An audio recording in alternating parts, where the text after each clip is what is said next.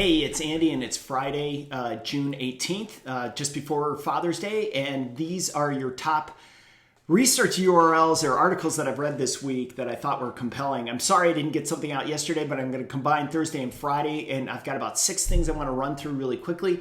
Again, if you want to get my research, go to andrewbush.com, and if you want to follow me on Twitter, at ABUSCH. Also, had a great time this week with the Category Management Association's annual conference.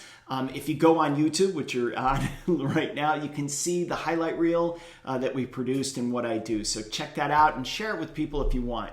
All right, let's go back to yesterday. A couple of articles that I thought were pretty interesting. It was the Washington Post talking about Manchin and him providing this 3-pager on what he would want for the voting rights bill that is being put through in the House and what needs to be changed. So that was a compelling read because he did lay out that he does want voter IDs, but he also said, 2 weeks advance voting would be okay. So there's some things there. It's important. I wrote about it yesterday, calling it the Manchin Fed. I kind of detailed that, so check it out at andrewbush.com. Along with that, there was a interesting story from Janet Yellen's Assistant Treasury Secretary on what's going on with housing. He wrote in Medium. And it was interesting because he lays out how much of the infrastructure spending bill they want to do on housing. And it's a total of almost $200 billion.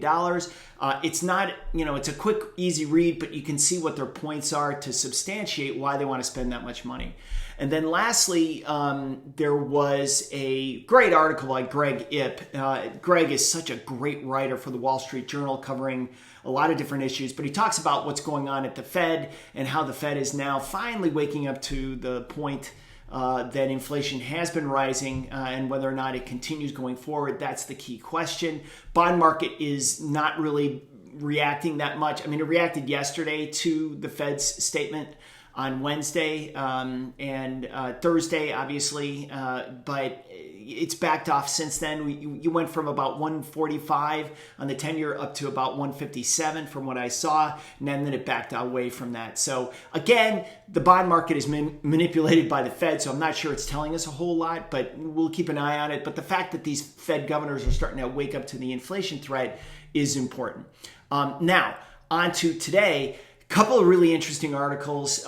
First one in the Wall Street Journal talking about the drought out west, just how high these temperatures are. But the key thing here is what's going on with renewables, because guess what? The Hoover Dam doesn't have a lot of water. And this is one of the risks when you get into renewables. They're subject to climate.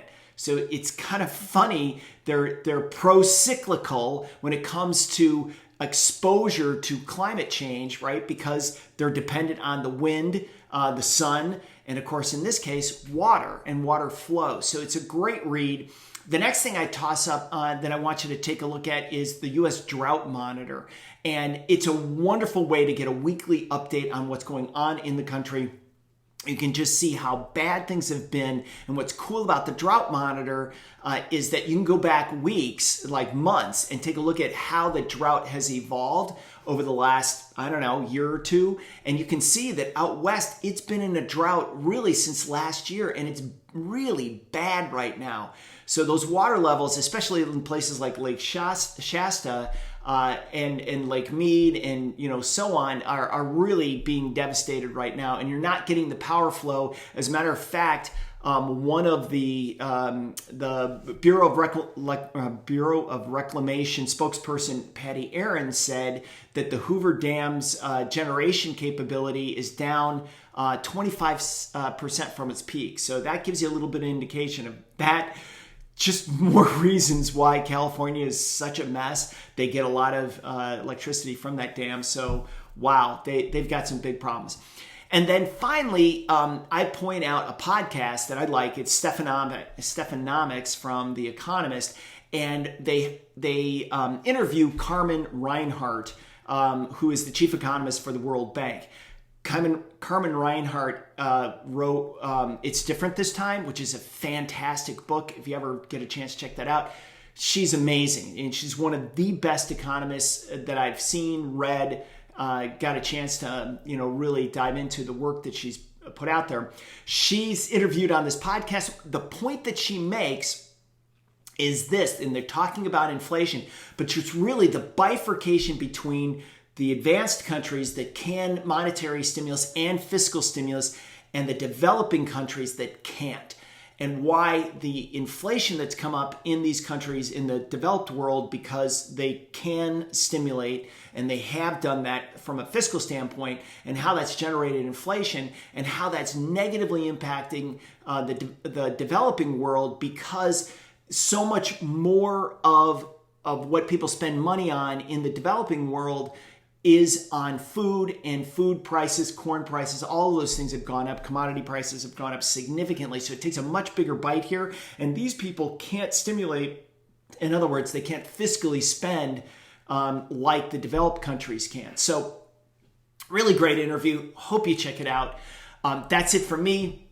Hey, happy Father's Day to all of you that are out there that have children. I know Sunday's a big day for everybody. I hope my kids reach out to me and say hello at least.